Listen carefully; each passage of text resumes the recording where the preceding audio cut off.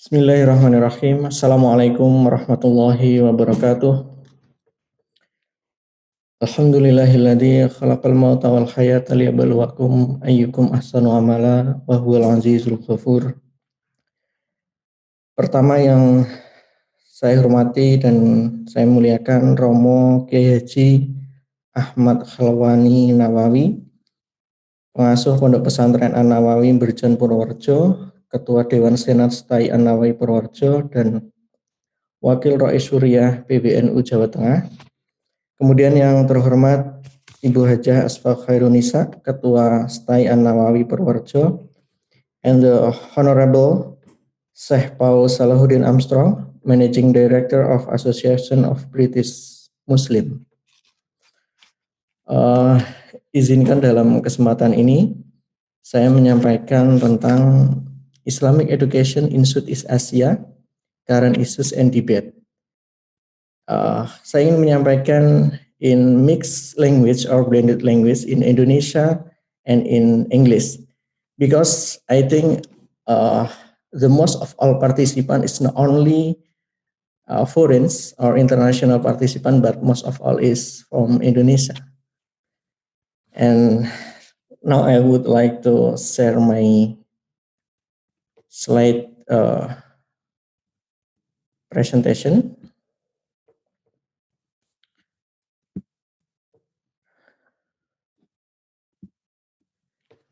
The topic or the theme at this moment is Islamic Education in Southeast Asia, Current Issues and Debate.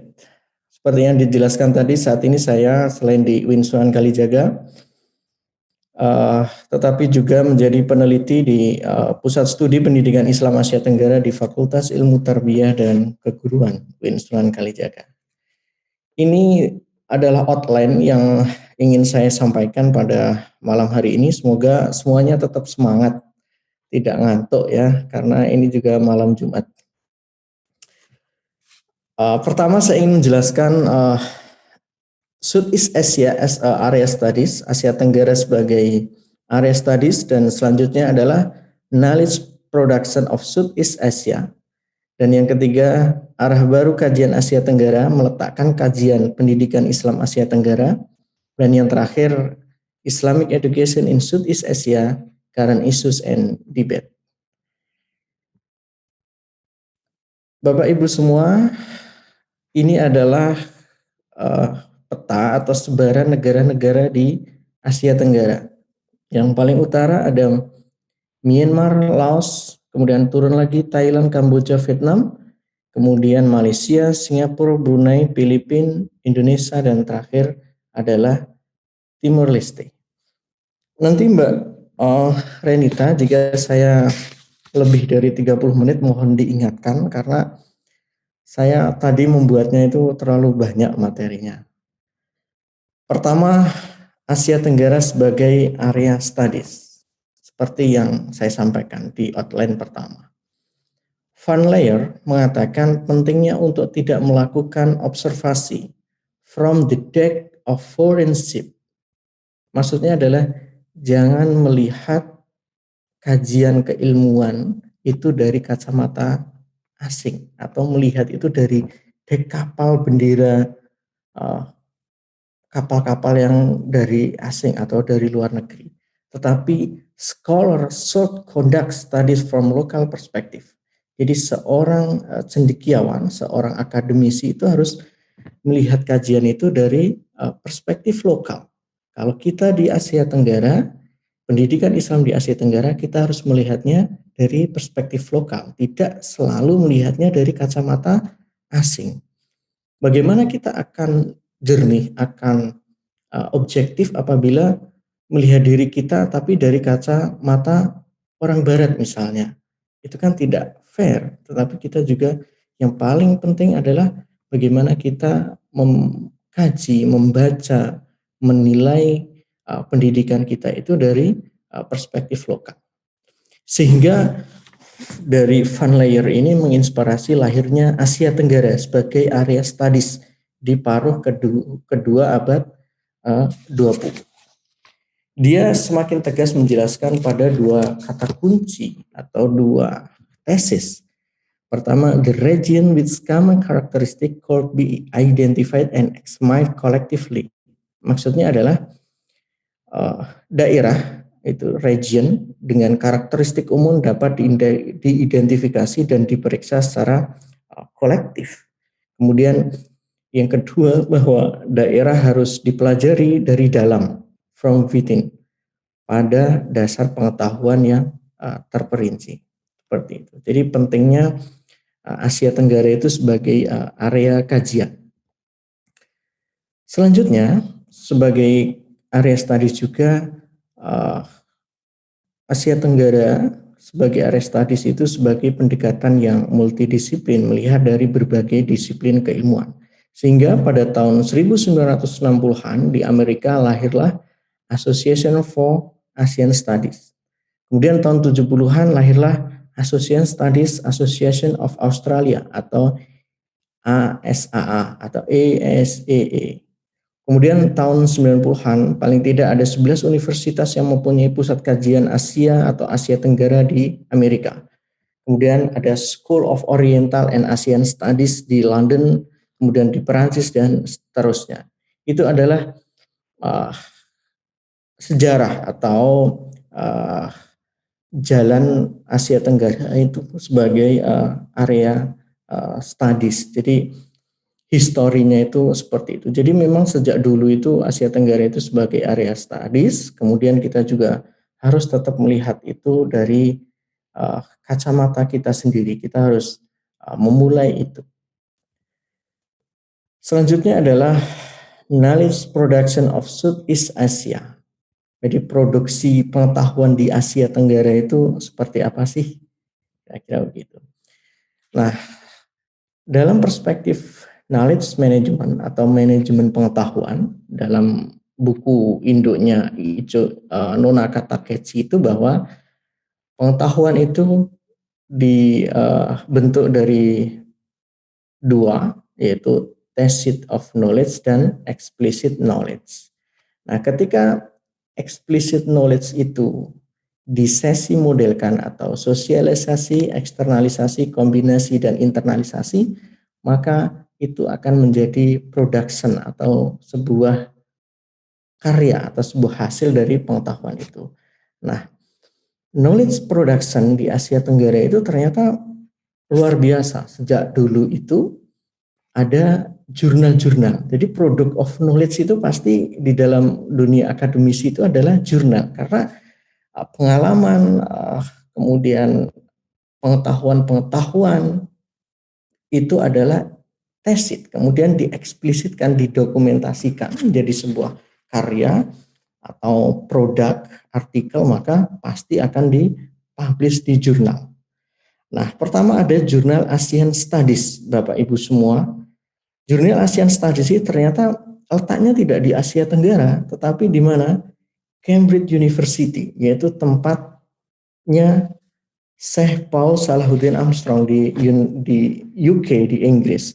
Kemudian juga Journal of Southeast Asian Studies sama, itu juga di Cambridge. Ini sejak tahun 1960 yang mengkaji tentang humanities dan social science. Jadi nanti Bapak Ibu yang hadir di sini yang jadi dosen untuk kepentingan akademik bisa publish di jurnal-jurnal ini. Kemudian juga ada Jurnal Indonesia and the Malay World. Ternyata ini juga tidak ada di Asia Tenggara, tetapi di publish di Taylor and Francis Online atau Tanford Online, yaitu yang mengkaji bidang di art and humanities, kemudian religion, religious studies, history dan antropologi, kemudian juga ada Southeast Asia Research. Nah, tidak banyak akademisi yang bisa mempublikasikan atau produk knowledge-nya itu dipublikasikan di Indonesia and the Malay World. Jadi hanya ada beberapa cendekiawan yang mampu tembus di jurnal ini. Semoga nanti Bapak Ibu semua bisa tembus di jurnal ini. Selanjutnya banyak lagi, ada Archipel 18, kemudian Modern Asian Studies, Kemudian ada Journal of the Malaysian Branch of the Royal Asiatic Society dan RIMA. Kemudian ini Indonesia, ini adalah jurnal-jurnal di tentunya tidak di Indonesia. Tapi ternyata negara kita tercinta ini yang luar biasa sudah menjadi nama jurnal terkenal di luar negeri, dan mungkin sedikit sekali akademisi yang bisa nangkring nulis di jurnal ini. Dan selanjutnya adalah Muslim Through Discourse, John Erbawan. Dan yang terakhir adalah Making Modern Muslim, The Politics of Islamic Education in Southeast Asia. Ini ditulis oleh Robert Hefner. Kalau Bapak Ibu yang mendalami kajian pendidikan Islam di Asia Tenggara pasti tidak asing dengan beliau, Robert Hefner, yang menulis Making Modern Muslim. Beliau ini adalah orang Amerika di Boston University, tetapi sejak mudanya sebagai akademisi selalu melakukan kajian penelitian utamanya di negara-negara Asia Tenggara, khususnya di Indonesia. Beliau saat ini juga menjadi editorial board di jurnal kami di Fakultas Ilmu Tarbiyah dan Keguruan, yaitu di Jurnal Pendidikan Islam. Beliau salah satu dewan yang luar biasa kerjanya, kemudian mereview artikel-artikel kami. Buku yang sangat terkenal adalah Making Modern Muslim. Buku ini merupakan kompilasi hasil proyek penelitian yang dibiayai oleh National Bureau of Asian Research (NBR) di Seattle, Washington, diawali pada bulan Desember 2004 hingga Januari 2007. Buku ini secara garis besar menggambarkan perkembangan politik pendidikan in Southeast Asia, especially in the majority Muslim, such as in Malaysia 60% and Indonesia more than 80%, and minority Muslims such as in Thailand, South Thailand, Philippines, and Cambodia. I'll do this book, kumpulan hasil riset di berbagai negara di Asia Tenggara yang tentunya memiliki perbedaan latar kultur dan geografis yang berbeda, namun buku ini memiliki benang merah yang mampu menghubungkan dan menggambarkan relevansi sosiohistoris antar negara di Asia Tenggara dalam bidang pendidikan Islam tentunya. Asia Tenggara pada masa kontemporer ini mengalami perkembangan dan memunculkan warna baru dalam praktek pendidikan Islam. Contohnya di Indonesia yang tidak hanya dikenal dengan adanya pesantren, seperti yang tadi diutarakan oleh Ibu Hajah Asfah Khairunisa, tetapi pendidikan Islam juga mulai berkembang dengan adanya madrasah dan sekolah Islam yang juga berlomba-lomba memberikan yang terbaik guna mencetak siswa yang sejalan dengan syariat Islam. Maka dampak modernisasi dalam pendidikan Islam sangat memiliki pengaruh dan peranan penting pada pembangunan nasional. Jadi ternyata dari hasil penelitian Pak Robert Hefner itu tidak hanya dikenal dengan adanya pesantren yang kemudian menjadi ciri khas utama. Alhamdulillah ada pesantren yang besar di Purworejo, yaitu pesantren An-Nawawi, tetapi juga ternyata Romo Kiai Haji Ahmad Khalwani Nawawi juga mendirikan madrasah bersama Ibu Asfah Khairunisa. Jadi sudah sesuai temuannya Prof. Robert Hefner ini dengan kondisi di lapangan. Kemudian kasusnya di Indonesia, Hefner mengklasifikasikan tipologi lembaga pendidikan Islam itu terdiri dari 3 bentuk. First, pertama pengajian Al-Quran dikhususkan untuk membaca dan menghafal Al-Quran, namun belum kepada pemahaman. Dan yang kedua, pondok pesantren, lembaga untuk mengkaji dan memahami, mendalami paham keislaman. Kemudian madrasah sebagai sekolah modern yang sudah dilengkapi dengan fasilitas seperti adanya kelas, meja, dan peralatan atau sarana prasarana lain. Nah, kalau STAI An-Nawawi Purworejo kelihatannya sudah sangat komplit, yaitu sebagai lembaga pendidikan Islam, pondok pesantren yang mengkaji dan mendalami paham keislaman, sehingga melahirkan sarjana-sarjana yang luar biasa. Tadi seperti di intro videonya banyak alumni-alumni yang sudah mengabdikan dirinya di bidang banyak hal dari sosial, politik, dan sebagainya. Selanjutnya ini ada jurnal namanya Jurnal Pendidikan Islam, yaitu sebenarnya jurnal kami saat saya sebagai managing editornya di jurnal ini. Jadi nanti kalau Bapak Ibu dosen ada yang tertarik mempublikasikan hasil penelitian bisa disubmit ke jurnal kami, yaitu kita sama aims and scope-nya adalah Islamic Education in Southeast Asia, covering all aspect of Islamic education from the deradikalisasi, filosofi, gender, kemudian Nusantara Islamic Education, pendidikan Islam Nusantara, pesantren education, sampai kepada madrasah education. Jadi nanti saya tunggu artikel-artikel terbaiknya, dan ini menjadi salah satu keunggulan kami mengambil tema pendidikan Islam Asia Tenggara sebagai kekhasan dalam rangka melihat dari perspektif lokal keilmuan, bukan hanya dari kacamata asing. Dan selanjutnya adalah arah baru kajian Asia Tenggara, yaitu meletakkan kajian pendidikan Islam Asia Tenggara. Pertama, Asia Tenggara, Asia itu harus sebagai metode berpikir, kemudian metode analisis, metode kajian dan sebagainya, yaitu ditulis oleh Kuan Hing Sen, Asia as a Method Toward the Imperialization. Kemudian ada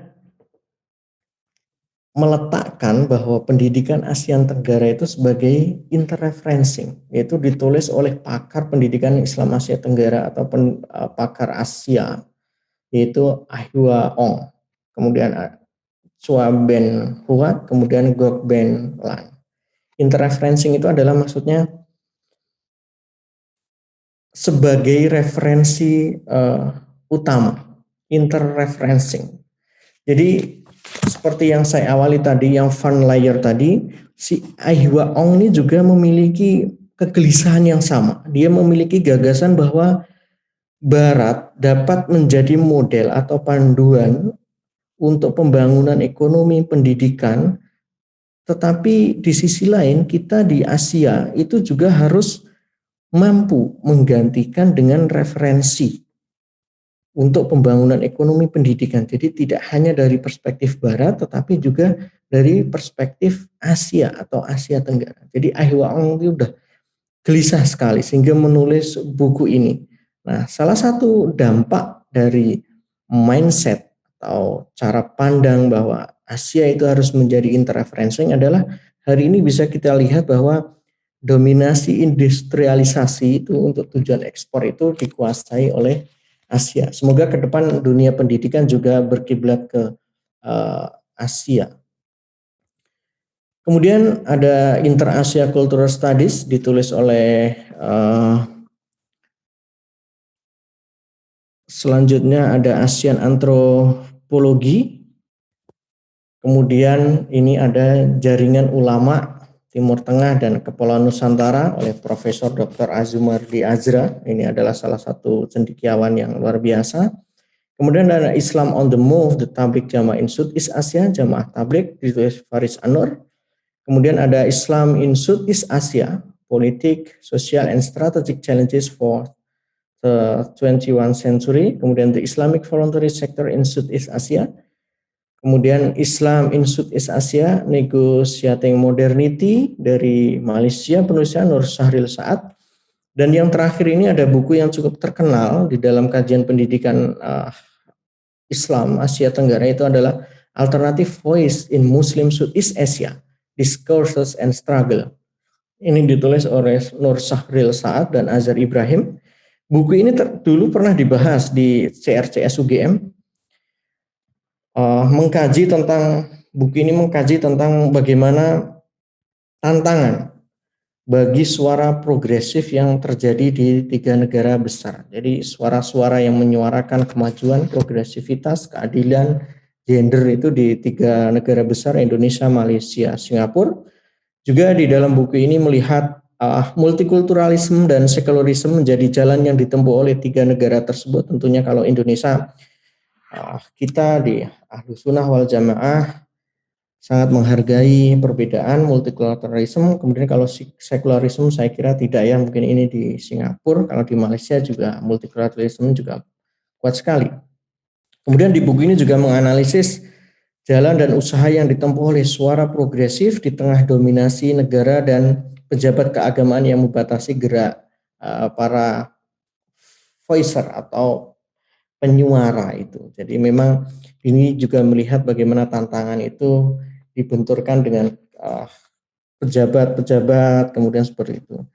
Nah, kalau meminjam istilahnya Khalid Abu El Fadl, kita itu harus otoritatif bukan otoriter. Jadi kita harus menyampaikan berdasarkan otoritas bukan otoriter.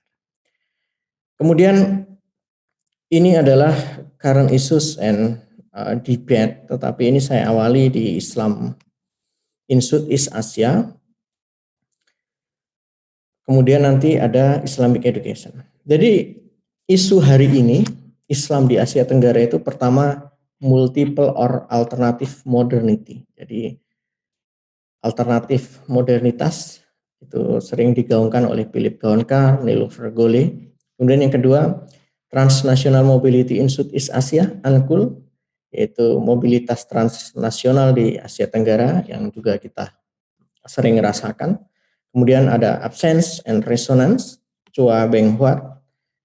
Kemudian isu yang terakhir itu embodiment and sense. Itu adalah isu-isu hari ini di dalam kajian Islam di Asia Tenggara. Nah, bagaimana kalau pendidikan Islamnya isunya adalah hari ini isunya adalah madrasah dan pesantren, tetap sama dengan lahirnya undang-undang pesantren. Tentunya di STAI An-Nawai Purworejo, Bu Hajah Asfa Khairunisa sudah mencermati adanya undang-undang pesantren tersebut.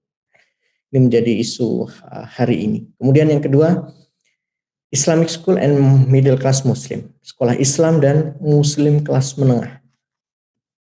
Jadi bagaimana Muslim kelas menengah itu berkonsepsi atau pendidikan lembaga pendidikan Islam, sekolah Islam itu berkonsepsi Muslim kelas menengah. Nah, itu melahirkan apa? Sekolah Islam internasional. Kalau di Malang ada Tazkiyah, kemudian satu lagi yang terkenal itu saya lupa. Kalau di Jogja banyak sekali juga sama, ada Al-Azhar Kairo, kemudian ada Al-Azhar, kemudian Abu Bakar dan sebagainya. Itu adalah isu hari ini. Kemudian ada Integrated Islamic School, sekolah IT, Islam terpadu, SDIT, SMPIT, SMAIT itu adalah isu hari ini di bidang pendidikan Islam Asia Tenggara. Itu Prof. Nur Hadi Hasan, Yusuf Hadi, Wasistor Harjojati sudah sering memantik diskusi, menulis artikel tentang ini. Kemudian ini salah satu artikel tentang isu-isu pendidikan Islam Asia Tenggara. Pertama tulisan saya sendiri di Jurnal Pendidikan Islam mengkaji tentang sistem pendidikan Islam di Singapura, isu-isu hari ini dan tantangannya, bahwa kalau di Singapura itu segala jenis bentuk pendidikan itu di bawah MUIS, Majelis Ugama Singapura. Kalau di kita seperti Kementerian Agama, Dirjen Pendidikan Islam seperti itu. Kemudian ada tulisannya Jordan Park and Niyozov tentang madrasah, pendidikan madrasah di Asia dan Asia Tenggara. Beliau meneliti tentang jumlah madrasah-madrasah di Asia dan Asia Tenggara. Saya kira itu Bapak Ibu semua dan semua partisipan di internasional webinar malam hari ini yang bisa saya sampaikan tentang current issues dan debate pendidikan Islam di Asia Tenggara. Nanti bisa kita lanjutkan di sesi discussion. Begitu, terima kasih moderator, saya kembalikan. Wallahul muwaffiq ila aqwamit thoriq. Wassalamualaikum warahmatullahi wabarakatuh.